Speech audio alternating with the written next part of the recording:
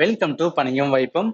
NTPC exam கெமிஸ்ட்ரியில் எந்த மாதிரிலாம் ப்ரீவியஸில் கேட்டாங்கன்னு சொல்லிட்டு நம்ம டாபிக் வைஸ் பார்த்துட்டு இருக்கோம். அதில் அடுத்து பார்த்தா acid and base and salt ரொம்ப ரொம்ப ரொம்ப இம்பார்ட்டன்டானது.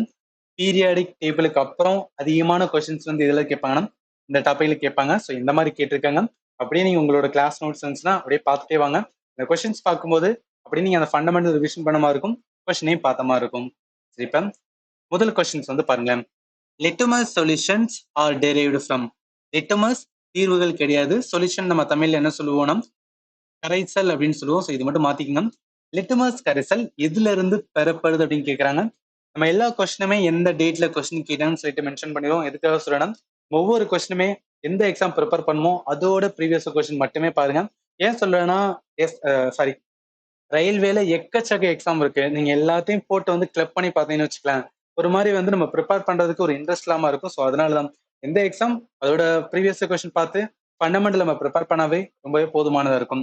இப்ப இந்த கொஸ்டின்ஸ் வந்து லிட்டமஸ் சொல்றாங்களே, லிட்டமஸ் நம்ம எதுல படிப்போம்னா நிறங்காட்டிகள் வந்து படிப்போம். ஸோ அந்த கம்ப்ளீட்டா, அதாவது இங்கிலீஷ்ல வந்து இண்டிகேட்டர், தமிழ்ல வந்து நிறங்காட்டிகள் சொல்லுவோம்.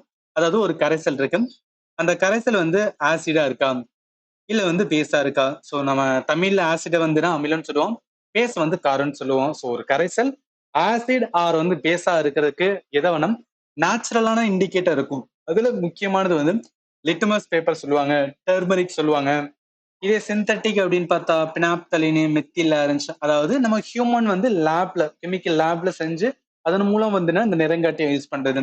அடுத்து வந்து ஆல் ஃபேக்டரி. ஆல் ஃபேக்டர் ஒண்ணு கிடையாது, ஸ்மெல்லுமே, அதாவது ஸ்மெல்லு சேஞ்ச் ஆகுதா இல்லையான்னு சொல்லிட்டு அதை வச்சுமே என்ன சொல்லுவாங்கன்னா இண்டிகேட்டரா வந்து யூஸ் பண்ணுவாங்க. அப்புறம் வந்து நம்ம எல்லாருக்குமே தெரிஞ்சது யூனிவர்சலானது பிஹெச்சோட வேல்யூ. இப்ப கேள்வி வந்து அந்த லிட்டமஸ் பேப்பர் ரைட், அந்த லிட்டமஸ் பேப்பர் எதுல இருந்து உருவாக்குறாங்க, எதுல இருந்து வந்து தயாரிக்கிறாங்கன்னா லிச்சன் ஆர் வந்து லைக்கன் அப்படின்னு சொல்லுவோம். இதெல்லாமே பயாலஜி லேர்ன் பண்ணிப்போம். லைக்கன் மீன்ஸ் என்னன்னா ஒரு ஆல்கே, ஒரு ஆல்கே பிளஸ் வந்து ஃபங்கை, ரெண்டும் சேரும் போதுதான் என்ன கிடைக்கும் அப்படின்னு பார்த்தோம்னா லிச்சன் ஆர் வந்து லைக்கன் கிடைக்கும். ஸோ அப்ப என்ன சொல்லலாம், கேட்ட கேள்வி வந்து என்ன அப்படின்னு பார்த்தா அது எதுல இருந்து டெரைவ் ஆகுதான் கேட்கிறாங்க. லிட்டமஸ் பேப்பர் எதுல இருந்து லைக்கன். ஸோ அதனால இந்த கொஸ்டினுக்கு ஆன்சர் வந்து சீதா வரும். அடுத்து போயிடலாம். அடுத்து நம்ம அடுத்த கொஸ்டின் பார்க்கறதுக்கு முன்னாடி அந்த என்டிபிசி எக்ஸாமுக்கான கம்ப்யூட்டர் ப்ரீவியஸ்ல எந்த மாதிரி கேட்டாங்க, ஆப்டிடியூட் எந்த மாதிரி கேட்டான்னு சொல்லிட்டு இதெல்லாமே ரொம்ப ரொம்ப இம்பார்ட்டன்டான கான்செப்ட். சயின்ஸ் இம்பார்ட்டன் தான், அதோட சேர்த்து கம்ப்யூட்டர் ஆப்டிடியூட் எல்லாமே நீங்க லேர்ன் பண்ணாதான் என்ன ஒரு ஹோலிஸ்டிக்கா வந்து நம்ம ப்ரிப்பேர் பண்ண மாதிரி இருக்கும். ஸோ இந்த பிளேலிஸ்டுக்கான லிங்க்குமே இந்த வீடியோ நான் டிஸ்கிரிப்ஷன்ல கொடுக்குறேன், நீங்க வந்து செக் பண்ணி பார்த்துக்கலாம். சரி, அடுத்து போயிடலாம். செகண்ட் கொஸ்டின்ஸ் வந்து பாருங்களேன். Which one of the following acid is a concept of eye wash அப்படின்னு இருக்குல்ல. இந்த கேள்வி என்னன்னா அப்ளிகேஷன் பேஸ்ட், அதாவது ஆசிடோட வந்து அப்ளிகேஷன் பேஸ்டா வச்சு இந்த கொஸ்டின் வந்து கேட்டுக்காங்க. இங்க சல்ஃபியூரிக், போரிக், அசிட்டிக், ஹைட்ரோக்ளோரிக், இந்த 4 ஆசிட் என்ன, அதோட அப்ளிகேஷன் அதை மட்டும் தெரிஞ்சா போதும், இந்த கொஸ்டின் ஈஸியா ஆன்சர் பண்ணிடலாம். இந்த ஐ வாஷோட கான்ஸ்டன்டா எதா இருக்கணும், போரிக் ஆசிட் இருக்குன்னு சொல்லுவாங்க. அடுத்து பாருங்க, சல்ஃபியூரிக் ஆசிட் இருக்குல்ல, இந்த சல்ஃபர் அப்படின்னு வந்தாவே, ஸோ சல்ஃபர் மோஸ்ட்லி வந்து எதுக்கு யூஸ் பண்ணுவாங்கன்னா மேனுஃபேக்சரிங் இண்டஸ்ட்ரி, அதுவும் பேட்டரிலாம் தயாரிக்கிறதுக்கு என்ன இந்த சல்ஃபியூரிக் ஆசிட் வந்து யூஸ் பண்ணுவாங்க. அடுத்து அசிட்டிக் ஆசிட்.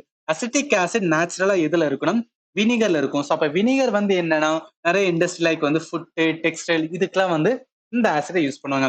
அடுத்து ஹைட்ரோக்ளோரிக் ஆசிட், HCl அப்படின்னு சொல்லுவோம். இது நேச்சுரலா நம்மளோட ஸ்டொமக்லயே இருக்கும்.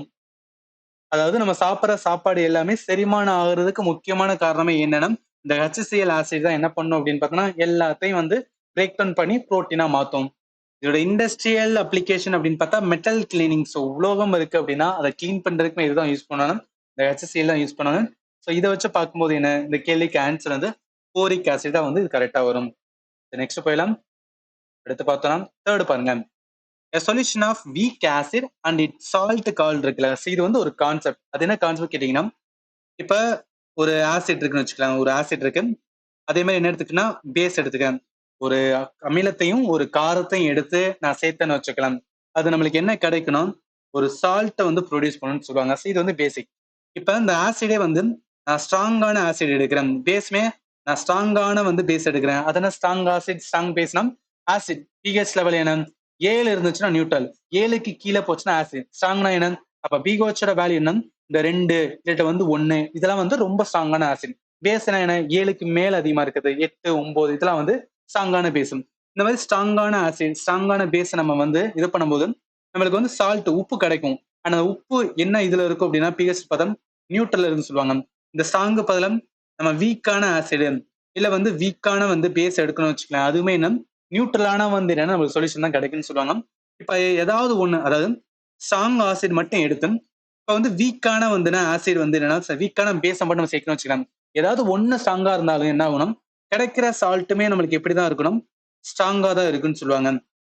அதே இது வீக்கான வந்து ஆசிட் இருந்து ஸ்ட்ராங்கான பேஸ் இருந்துச்சுன்னா நமக்கு என்னதான் கிடைக்கணும், ஏதாவது ஒண்ணு ஸ்ட்ராங்கா இருந்தா நம்மளுக்கு கிடைக்கிற சால்ட் தான் கிடைக்கும். ஆனா அந்த சால்ட் எப்படி இருக்கணும், ரொம்ப பேசிக் வந்து சொல்யூஷனா இருக்குன்னு சொல்லுவாங்க. இது வந்து கான்செப்ட், அதாவது எப்படின்னா ஒரு ஆசிடும் பேஸ் வந்து சேரும் போது நம்மளுக்கு எப்படி கிடைக்கும் அப்படி சொல்லிட்டு நிறைய ஃபார்முலா பேஸ்டா இருக்கும். நான் ஜஸ்ட் பேசிக்கா மட்டும் சொல்றேன். அந்த கேள்வி என்ன கேட்கிறான்னா, இந்த மாதிரி இதுல நியூட்ரல் சொல்யூஷனா சொல்லிட்டேன் என்னன்னு. அதே இது ஹைலி அசிடிக் சொல்யூஷனா என்ன, இங்க பார்த்தோம் பாத்தீங்கன்னா ரொம்ப ஆசிடா இருக்கணும், ஸ்ட்ராங் ஆசிட் அப்படின்னு சொன்னோம். ஏதாவது ஒண்ணு ஸ்ட்ராங்கா இருந்துச்சுன்னா என்னதான் கிடைக்கணும், எது ஸ்ட்ராங்கா இருக்கோ அதுதான் கிடைக்கும். அந்த சால்ட் என்னன்னா ஸ்ட்ராங்கான ஆசிடா இருக்கும், அதான் ஹைலி அசிடிக் சொல்யூஷன். பேசிக் சொல்யூஷனா என்ன, பேஸா இருக்கும். இந்த சால்ட் என்ன அப்படின்னு பார்த்தா பேசிக்கா இருக்கும். இப்ப இவன் என்ன கேட்கிறான்னா, ஒரு வீக்கான ஆசிடையும் சால்ட், அதாவது அப்படியே உல்டாவா மாத்துறான். இங்க பாருங்க, வீக்கான ஆசிட் வந்து எடுக்கணும்னு வச்சுக்கலாம். சோ ஒரு வீக்கான ஆசிடையும் சால்ட், இங்க கிடைக்கிற சால்ட் இருக்கு பாத்தீங்கன்னா, இந்த சால்ட்டை ரெண்டையும் என்ன பண்றாங்கன்னா கலக்குறாங்களாம். இப்ப கலக்கும் போது என்ன உருவாங்கன்னா, இதுக்கு அப்படியே ஆப்போசிட்டா நடக்கணும்ல, அது என்ன சொல்லுவாங்க, பஃபர் சொல்யூஷன் அப்படின்னு சொல்லுவாங்க. சோ ரிமெம்பர் பண்ணுங்க, நாங்க என்ன சொன்னோம்னா அதை இந்த இடத்துல மென்ஷன் பண்ணிருக்கேன். பஃபர் சொல்யூஷன் மீன்ஸ் என்ன அப்படின்னா, ஒரு வீக்கான ஆசிட சால்ட்டோட இது பண்ணும்போது கிடைக்கிற சொல்யூஷன்ஸ் வந்து பஃபர் சொல்யூஷன் சொல்லுவாங்க. இந்த மாதிரி இருக்க பஃபர் சொல்யூஷன் என்ன பண்ணுவோம்னா, அந்த பிஹெச் வந்து சேஞ்ச் பண்ணாம ரெசிஸ்ட் பண்ணணும்னு சொல்லுவாங்க. பஃபர் முக்கியமானது என்னன்னா பிஹெச் வந்து மாற விடாது. நியூட்ரல் சொல்யூஷன்ஸ் உங்களுக்கு தெரியும், பிஹெச் வந்து ஈக்குவலன்ட் டு 7 இருக்கணும். ஹைலி அசிட்டிக் மீன்ஸ் என்ன, பிஹெச் வந்து ரொம்ப லோவா போகணும். அதே பேசிக் சொல்யூஷன் மீன்ஸ் என்ன, பிஹெச் வந்து 7 விட வந்து அதிகமா இருக்கணும். எல்லாமே உங்களுக்கு தெரியும், ஜஸ்ட் வந்து ரீகலெக்ட் பண்றதுக்காக சொல்றேன். அப்ப இந்த கொஸ்டினுக்கு ஆன்சர் என்ன வரும், பஃபர் சொல்யூஷன், ஆன்சர் வந்து பி தான் வரும். சரி, அடுத்து போயிடலாம். அடுத்து ஃபோர்த் பாருங்களேன், muriatic acid is scientifically known as. இது என்னன்னா ஸ்கூல் புக்ல அப்படியே டைரக்டாவே மென்ஷன் பண்ணிட்டாங்க. ஸோ இது வந்து நம்ம ஃபண்டமெண்டல் எடுக்கும்போது நான் உங்களுக்கு சொல்லியிருந்தேன். இங்க பாருங்க, நல்லா கவனிங்க. மியூரியாட்டிக் ஆசிட் இருக்கா, அது கெமிக்கல் நேம் என்ன சொல்லணும், hydrochloric acid. HCl common name தான் வந்து மியூரியாட்டிக் ஆசிட் அப்படின்னு சொல்லுவாங்க. அதனால இந்த கொஸ்டினுக்கு எது வரும், மியூரியாட்டிக் ஆசிட் என்னன்னா ஹைட்ரோகுளோரிக் ஆசிட். அதனால ஆப்ஷன் வந்து சி தான் வரும். இப்ப ஸ்கூல் புக்ல இருக்கனால மிச்ச ரெண்டுமே இந்த டேபிளர் அப்படியே கொடுத்துறாங்க. இப்ப சல்ஃபியூரிக் ஆசிட் இருக்கு பாத்தீங்கன்னா, அதோட காமன் நேம் என்ன சொல்லுவாங்க, ஆயில் ஆஃப் விட்ரோல் அப்படின்னு சொல்லுவாங்க. இல்ல வந்து கிங் ஆஃப் கெமிக்கல், ரொம்ப ரொம்ப ரொம்ப ரொம்ப இம்பார்ட்டன்டான பாயிண்ட். கிங் ஆஃப் கெமிக்கல் அப்படின்னு சொன்னாவே சல்ஃபியூரிக் ஆசிட், அதுக்கான ஃபார்முலா H2SO4. நாத்துல வச்சுக்கோங்க. விட்ரியால் எண்ணெய் இல்ல வேதிப்பொருட்களின் ராஜான்னு யாரோ சொல்லுவாங்கன்னா சல்ஃபியூரிக் அமிலம். அடுத்து நைட்ரிக் ஆசிட் காமன் நேம் பார்த்தோம், அக்வா ஃபோர்ட்டி சொல்லுவாங்க, HNO3. இது மட்டும் ரிமூவ் பண்ணிக்கங்க. இந்த இடத்துல மியூரியாட்டிக் ஆசிட் கேட்டதுனால அப்பமிங்களை வந்து கேட்கறாங்க. ஏன்னா கொஸ்டின் எடுக்கிறது வந்து ஸ்கூல் புக்குனால இதுக்குள்ளதான் நோண்டி ஆகணும். ஸோ அதனாலதான் சொல்றேன். இந்த கொஸ்டினுக்கு ஆன்சர் வந்து பார்த்துட்டோமா. சரி, அடுத்து போயிடலாம். அடுத்த கொஸ்டின் ஃபிஃப்த் பாருங்களேன். which one of the following solution has a highest concentration of hydrogen ions அப்படின்னு இருக்குல்ல, இது ஒண்ணும் கிடையாது, நம்ம பிஹெச்சோட வந்து ஸ்கேல் தெரியும். 0ல இருந்து என்ன வரைக்கும்னா 14 வரைக்கும் இருக்கும். இப்ப 7 இருந்துச்சு என்னன்னா என்ன சொல்லுவோம், நியூட்ரல் அப்படின்னு சொல்லுவோம். ஸோ பிஹெச் கரெக்டா வந்து 7 இருந்துச்சுன்னா நியூட்ரலா இருக்குன்னு சொல்லுவோம். இப்போ ஒரு சொல்யூஷன் கரைசல ஆசிடா இருக்குன்னா என்ன மீனிங், அந்த கரைசல் என்ன பண்ணணும்னா எதை ப்ரொடியூஸ் பண்ணணும்னா H+ அயான்ஸ் வந்து, ஸோ H+ அயான்ஸை எதெல்லாம் வந்து ப்ரொடியூஸ் பண்ணுதோ அதான் என்ன சொல்லுவாங்கன்னா ஆசிட் அப்படின்னு சொல்லுவாங்க. எதெல்லாம் வந்து OH- வந்து ப்ரொடியூஸ் பண்ணுதோ அதான் என்ன சொல்லுவாங்கன்னா பேஸ் அப்படின்னு சொல்லுவாங்க, பேசிக்ஸ். சரி, இப்போ ஒரு சொல்யூஷன் ரொம்ப ஆசிடா இருக்கு, அதாவது ஆசிடிக் லெவல்ல வந்து பிஹெச்சோட வேல்யூ வந்து 1 அப்படின்னு சொன்னாங்க. பிஹெச் வேல்யூ 1 மீன்ஸ் என்ன, அந்த இடத்துல H+ அயான்ஸ் வந்து ரொம்ப அதிகமா இருக்கு, என்ன கம்மியா இருக்கு, OH- வந்து ரொம்ப ரொம்ப கம்மியா இருக்குன்னு அர்த்தம்.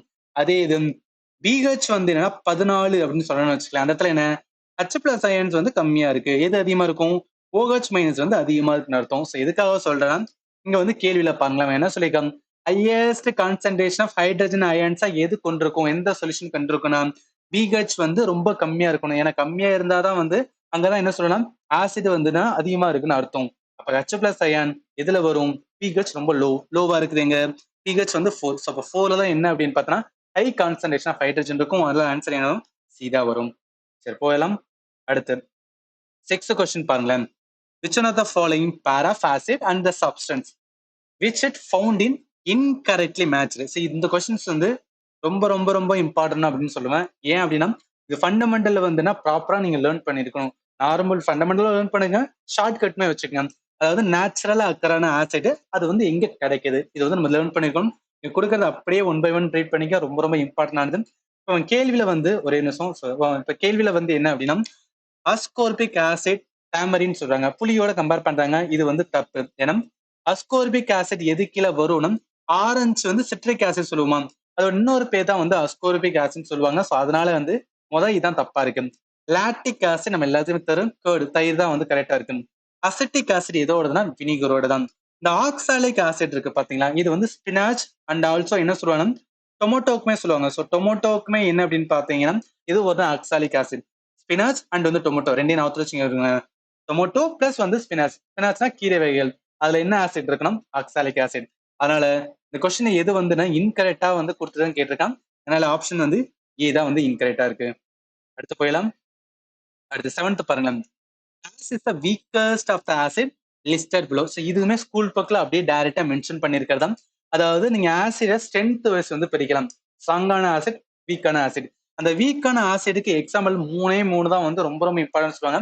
ஒன்னு ஹார்போனிக், அடுத்து அசெட்டிக், அடுத்து வந்து ஆக்சாலிக். இங்க பாருங்களேன், நம்மளுக்கு வீக் ஆசிட் தான் வந்து கேட்டிருக்கான். நம்மளுக்கு 3 பார்த்தோமா, என்னென்ன பார்த்தோம் அகைன் ஒரு வாட்டி பார்த்துக்கலாம். கார்போனிக், அசெட்டிக் அண்ட் வந்து ஆக்சாலிக். நம்ம சொன்னதுல ஒன்னே ஒன்று இருக்கு பாருங்களேன், அசிட்டிக் ஆசிட் மட்டும்தான் இருக்கு. அதனால என்ன, இந்த கொஸ்டின் ஆன்சர் வந்து இதுதான் வரும். இவ்வளவுதான். நம்ம என்னன்னா ப்ராப்பரா ஸ்கூல் புக்ல இருக்கிறத நம்ம கரெக்டா லேர்ன் பண்ணிதுன்னு வச்சுக்கலாம். இந்த மாதிரி கொஸ்டின் கேட்கும்போது ஈஸியா ஆன்சர் பண்ணிடலாம். சரி, அடுத்து போயிடலாம். அடுத்து சரி, ஈவன் நம்ம ஃபண்டமெண்டல்ல வந்து நான் எடுத்தது நான் மென்ஷன் பண்ணியிருந்தேன். ஸோ அதையும் நான் வந்து சொல்லிக்கிறேன். எதுக்காகனா நிறைய ஸ்டூடெண்ட் என்ன கேட்குறாங்க, சார் நீங்க ஒவ்வொரு டாபிக்குமே வந்து பெருசா லென்த்தியா கொடுக்குறீங்க, 1 ஹவருக்கு மேல கொடுக்குறீங்கன்னு சொல்றாங்க. ரீசன் வந்து என்னன்னா, கான்செப்ட் வந்து உங்களுக்கு புரியணும். ஸோ ஸ்டார்ட் டு எண்டு உங்களுக்கு பேசிக்ல இருந்து அட்வான்ஸ் சொன்னாதான் என்ன அப்படின்னா, எந்த மாதிரி கொஸ்டின் கேட்டாலும் உங்களால ஆன்சர் பண்ண முடியும். ஸோ அதுக்காக தான் வந்து நான் ப்ராப்பரா எடுத்துட்டு இருக்கேன். ஸோ நீங்க ஃபண்டமெண்டலா வந்து சயின்ஸ் லேர்ன் பண்ணணும்னு நினைச்சீங்கன்னா நம்ம கோர்ஸை வந்து நீங்க ஆக்சஸ் பண்ணலாம். இந்த கோர்ஸுக்கான லிங்க் இந்த வீடியோட நான் டிஸ்கிரிப்ஷன்ல கொடுக்குறேன், நீங்க வந்து செக் பண்ணி பார்த்துக்கலாம். சரி, அடுத்து போயிடலாம். அடுத்து 8th கொஸ்டின் பாருங்களேன்.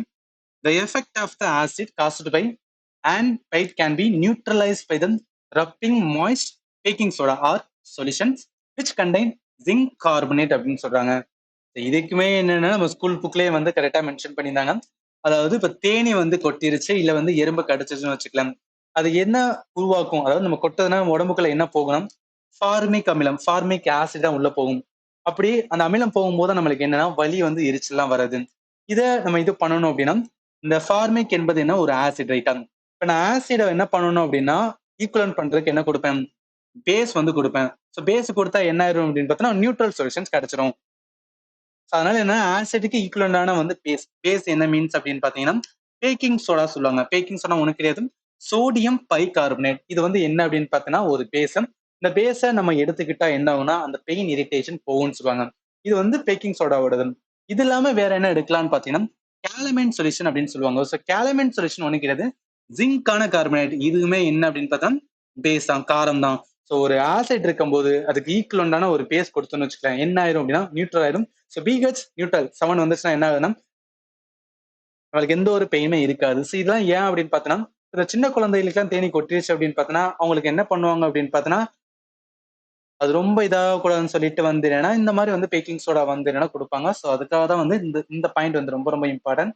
சரி, இப்ப நம்மளோட கேள்வி என்ன, அவன் வந்து பேக்கிங் சோடா சொல்லிட்டான். ஸோ அது இல்லாம வேற சொல்யூஷன் சொல்றாங்க. அது என்ன சொல்யூஷன், கேலமைன் சொல்யூஷன் வரும்.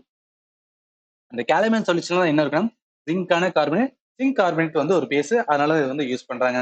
ஸோ ஆன்சர் என்ன வரும், இதா வரும். சரி, அடுத்து போயிடலாம். அடுத்த கொஸ்டின்ஸ் அவ்வளவுதாங்க. எத்தனை கொஸ்டின் கேட்டிருக்காங்க, மொத்தம் 8 கொஸ்டின்ஸ் வந்து என்ன அப்படின்னு பார்த்தோம்னா, ஆசிட், பேஸ் அண்ட் சால்ட்ல. ஸோ நான் CVD1 CVD2 ரெண்டையும் சேர்த்து தான் கொடுக்குறேன். நம்மளுக்கு தெரியும் சிலபஸ் சேம்னால ஒரே இதை வந்து லேர்ன் பண்ணிட்டோம்னு வச்சுக்கலாம். நம்ம வந்து கண்டிப்பா நீங்க CVD1 கிளியர் பண்ணுவீங்க. CVD2 என்ன அப்படியே பார்த்தா போதும், ஈஸியா என்ன பண்ணிக்கலாம், ஃபண்டமெண்டலையும் ரீகலெக்ட் பண்ணிக்கலாம், ப்ரீவியஸ் கொஸ்டினும் பார்த்த மாதிரி இருக்கும். சரி, இப்போ இந்த வீடியோல நான் சொன்னதுல ஏதாவது உங்களுக்கு டவுட் வச்சா கமெண்ட் செக்ஷன் மென்ஷன் பண்ணுங்க, நான் கண்டிப்பா உங்களுக்கு ஆன்சர் பண்றேன். அண்ட் ஃபைனலி தேங்க்யூ ஃபார் வாட்சிங் and have a nice day.